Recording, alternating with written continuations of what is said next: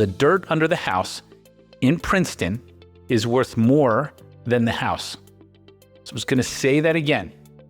The dirt under the house in Princeton, a lot of times, is worth more than the house. Now, if you have a $4 million new construction, which there seems to be a lot of in town, the house, you could argue, is worth more than the dirt. But if I have a Cape Cod that's 1,400 square feet and I'm on 0.3 acres in the right neighborhood, the dirt is worth more than the house, especially if nothing in that Cape Cod had been approved, or the split.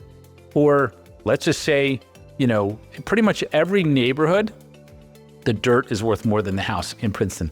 I think the town, because of the historical overlay they put on the John Witherspoon neighborhood, where they crippled the property owners there and from getting their full equity. Yeah, I don't know. I don't know what the dirt would be worth because you're inhibited with what you can do with it. Again, I call that redlining, but I got in trouble for saying that. So we'll skip that. So let's go back to the lot. The value between a conforming and non-conforming lot can be 10 to 15%.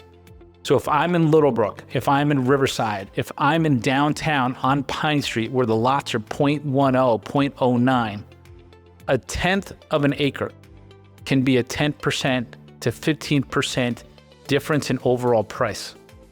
A tenth of an acre.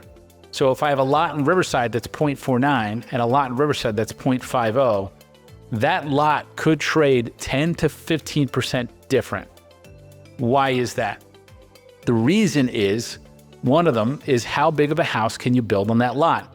Now, you may be totally against what we call spot lot building, which is I take a functionally obsolete house, I knock it down, and I build a new house, which is what should happen because the house that you're living in, right? If you're one of those people, the house that you're living in was new.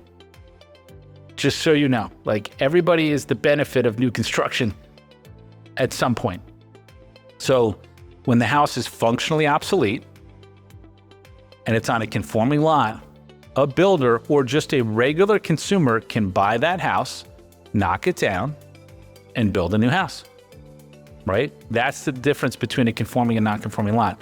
If it's non-conforming, I have to get a variance. And what does a variance mean? It means an attorney. It means an engineer. It means more approvals from the planning board. Now there's other nuances too, right, that you can consider. But one of the things you have to do the math for is how big of a house you can build on that lot.